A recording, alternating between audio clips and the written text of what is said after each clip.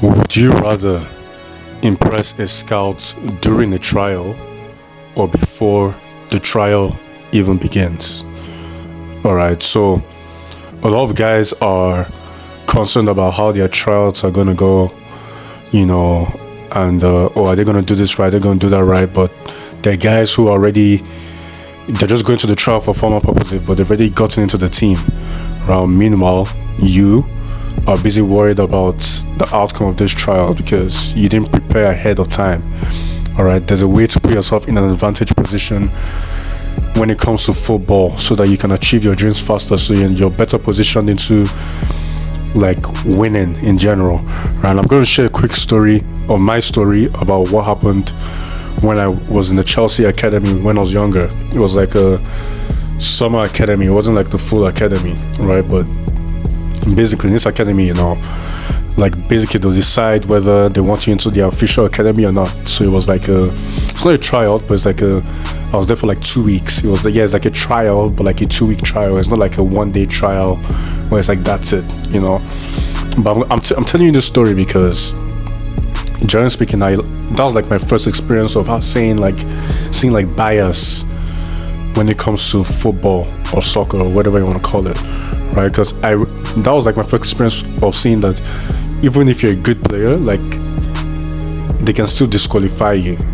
Sometimes it's not about how good you are, unless you're Messi, but not everyone's like Messi, right? You can be a good player and you can stand out, but at the same time, there are also other players like you. They're not worried if they get you or not, right? But when another person has a certain advantage, maybe because of the people they know or whatnot, they tend to have a leg up over you.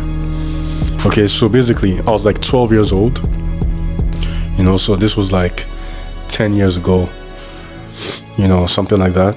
And then there's this kid named Alex. All right, so honestly, I don't know if this came down to race or not, but I feel like it probably did. I don't think it was because of race. I mean, let's be honest. But Alex was a white boy, I was a black boy, but generally speaking, we're both in the same group. All right, so they divided even though you're 12, so basically there was U12s, no, there was U13s, right? So obviously if you're under 13, you're in that group, so we're full of 11 and 12 year olds.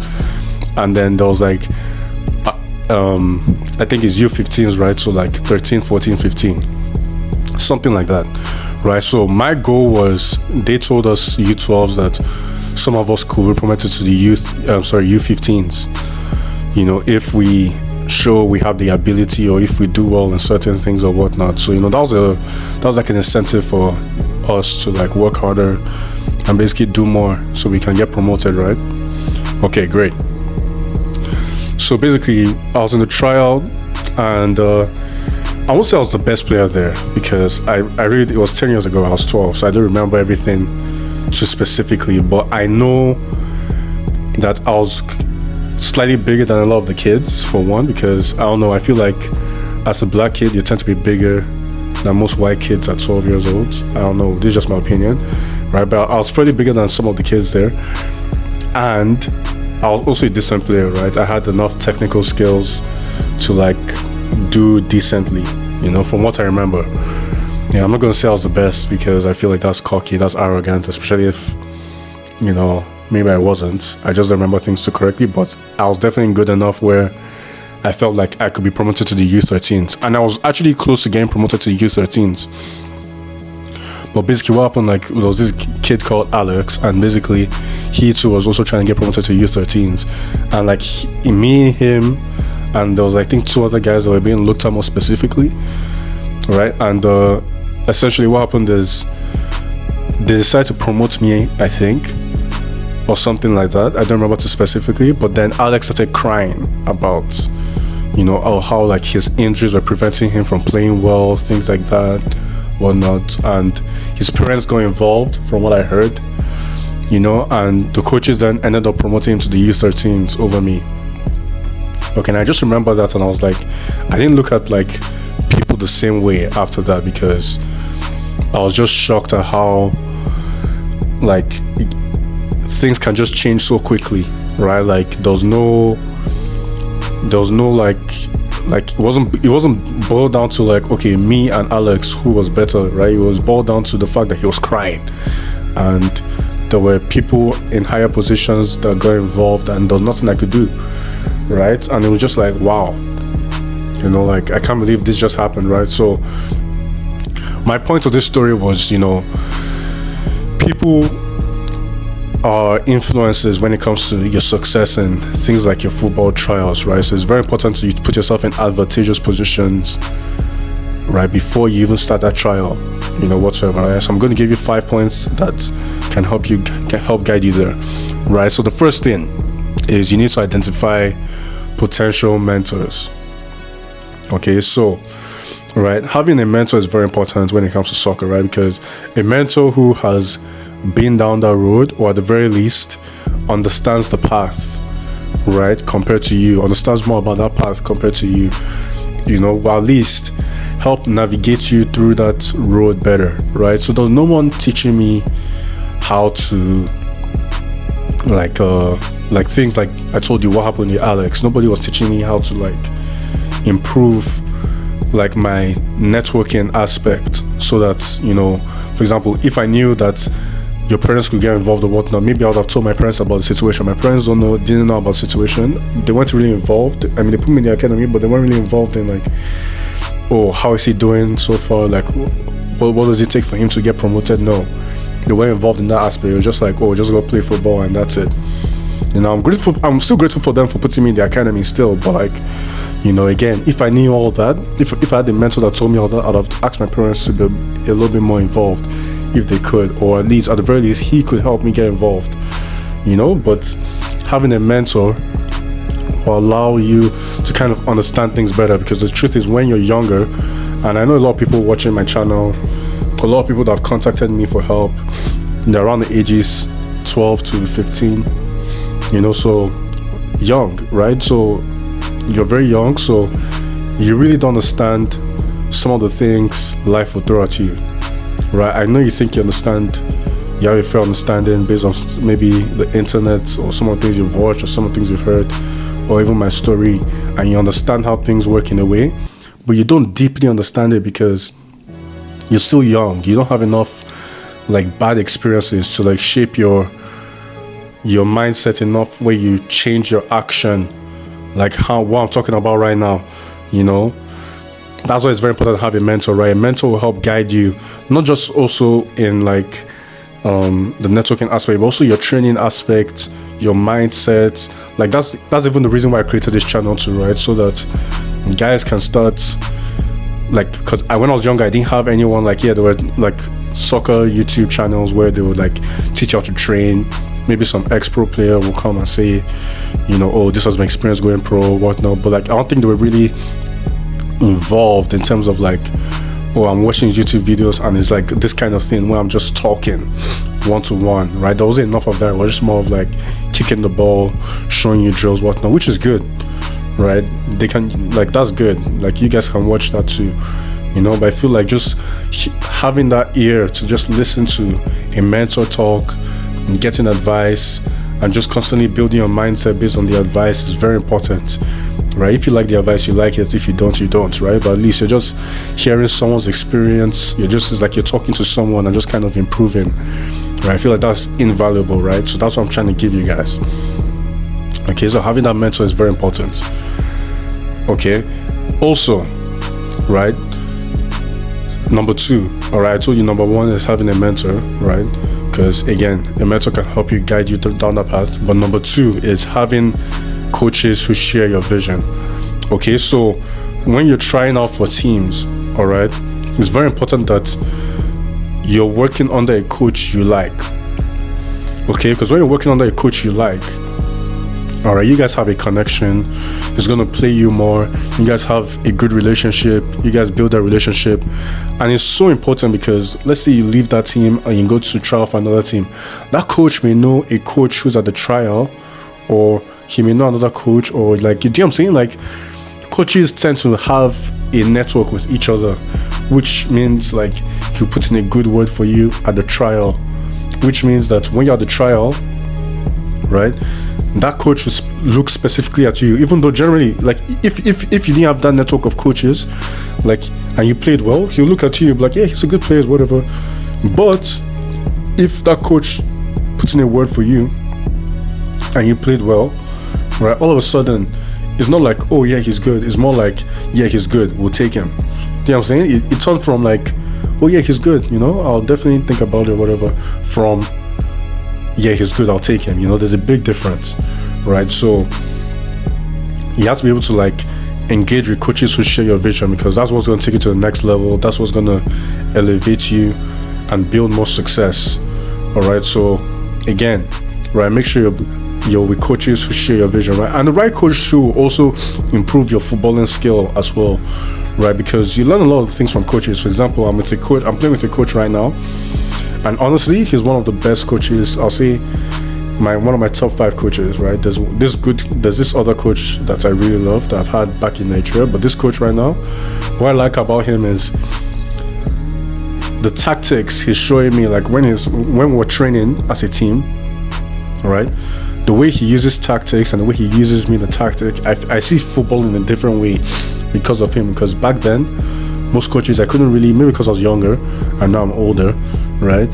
But back then I couldn't really see the tactics the coaches were implementing, right? Like, yeah, we're doing some tactics, we're doing some drills and whatnot, but this guy, he actually like does things with a purpose, right? It's like more like, yes, I need you to be doing exactly this. It's like, it's not like a team tactic. It's more like he's doing the team tactic and he's also doing individual tactics or roles in the tactic to make sure we understand it, right? Which makes sense, right? And it was like, bro, I was like, this is why it's very important to have a coach who like you have a similar mindset with and a good vision with, because I'm into that. I want to know exactly what I'm doing, right? And that kind of helped me to play better, right? Because now I know exactly what he wants, right? And all I have to do is just make sure I do exactly what he wants and he's happy, you know. Then I combine that with some of the things I can do, right? Add a little bit of flair and whatnot, and then all of a sudden, you know, I'm playing very well, right? And that's how we should go, right? It should be natural. You should feel comfortable in the formation. You shouldn't be afraid of losing the ball, right? He doesn't even care if I lose the ball as long as I do what I'm supposed to do,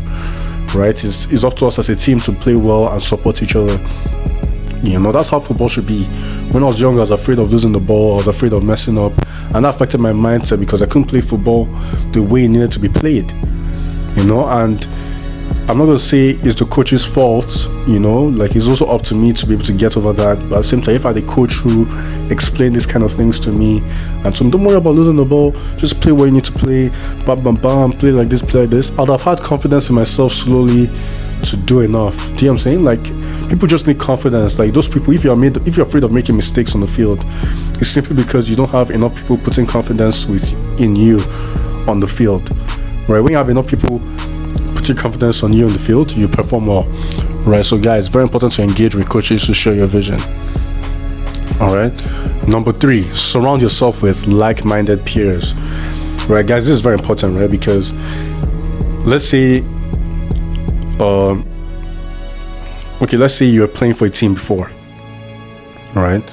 And then you had a good relationship with your teammates, right? Your teammates, one of your teammates will be like, oh, yo, by the way, like maybe a few months later when you guys have left the team, yo, by the way, I'm going out for this football trial, whatever, is a big opportunity. Are you trying to come? You know, whatever.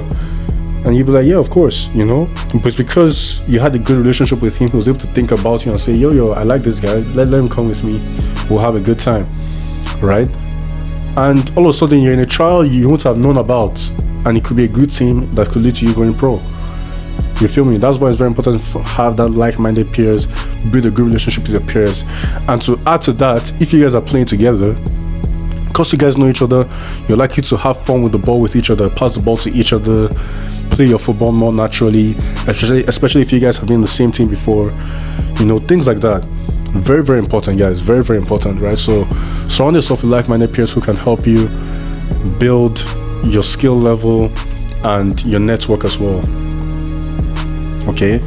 And even forget like previous teammates and whatnot. While you're at the trial yourself, right? Like, connect with everyone there, right? Connect with everyone there, build a good relationship with them before the game or trial needs to start, right? Introduce yourself, say like, hey, what's your name, blah blah blah blah, what team do you play for, what you trying to do, what position do you play, whatnot. Build a good relationship with them, so that they're like, yeah, I like this guy.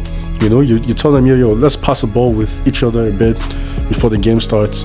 You guys build a good chemistry on the field. When it's time for the trial, you guys will help each other shine, right? Because you've built a good relationship. A lot of guys are too shy to do all of this, but it's very important.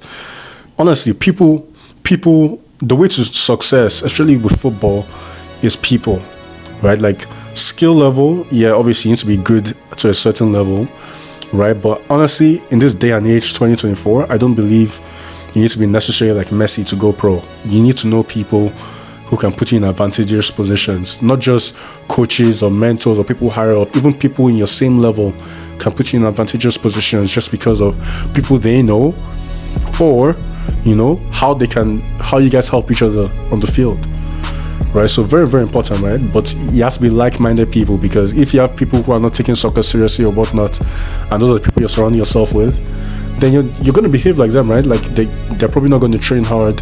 They're probably going to take things for granted. They're probably going to be joking around the field, or maybe they're not even playing well on the field, and that causes you to not play well.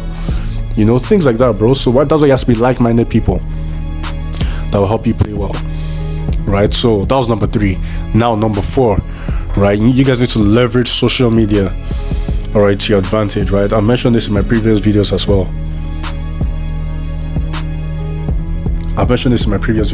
Right? But social media is growing today, 2024, right? It's very important that you understand that. It's very important that you understand that without social media, right, you're likely gonna fail, right? You've seen people like, okay, there's this guy, I don't know his name, man, but like basically he's Brazilian or something, right? And he would basically juggle the ball, whatnot, and then like he was shooting the ball in the sand and on TikTok or whatnot. Now he met the likes of Neymar and some other Pogba, some other big footballers. Crazy, all because he was using social media like TikTok to his advantage. All right, guys, use social media to any degree, right? So just like whether you're juggling the ball, you're doing tricks or whatnot, or even showing your highlights or whatnot, just use it. Post, because you never know where it will go, right? Someone could share your video to the right person, or maybe a coach decides to like, yo, let me see you play. Because you have a whole social media full of content, you can just say, oh, this is my social media of me playing. He can look through it, and all of a sudden, maybe you don't need to try out. He sees you're good enough. It's like, oh, you're coming into the team, all because you had that ready. Do you know what I'm saying? But you need to be there, you need to be ready, you need to have you just need to be ready, bro. Social media is taking off, right? And it's very important that you guys are not just using it to consume content, you're also producing, right? You're like, oh, I want to be an influencer. You don't have to be an influencer, just produce content, because you never know where that'll go, right? Especially as you trying to go pro, right? You need to make sure you're building that network of people who can connect with you through social media. So have that ready, build that social media, showcase your skills. Instagram, Snapchat, TikTok, Facebook, YouTube, do all of it, right? You can worry about consistency after you're posting once in a while, but just start posting, right? And leverage it as much as possible. All right, last point, guys, number 5. All right, you need to understand when you've met someone unique as well, right? Because it's very easy to take people for granted, all right? And I've like, okay, let me put it this way. Everybody you meet is unique, all right? So it's very important you treat every person you meet as someone special, okay? So just because, let's say you don't like someone, or you don't like the way someone does something, that doesn't mean you should ignore them or mistreat them. No, just try and put your pride aside and just try and get along with them, because again, they could enter an advantageous position, right? And you want to be there when they enter it and ask them questions, and they need to be okay with you. You know what I'm saying? Now, I'm not saying kiss ass. I'm not saying that if they're rude, right, you should tolerate it. No, but at the same time, treat everyone like they're special, and just be like, yeah, you're my, like, just, do you know what I'm saying? Like, just kind of like get along with them, to a certain level, right, where that you're perspicacious, you can see everything enough where like you can identify who is going where and where you need to go. Do you know what I'm saying? All right, so again, treat everyone specially, and just like, again, it's part of networking, right? If you treat everyone like they're special, not just who you like, whatnot, you know, you learn to just like take that next step in your career, right? You'll be able to identify opportunities and use them to your advantage, generally speaking, right? So guys, that's the end of the video. Okay, so guys, like, comment, subscribe. You know, I gave you 5 points right now. I hope you're able to understand what I was trying to say in this video and use it to your advantage. You know, click on the next video you see on screen. I'll see you guys in the next one. Peace.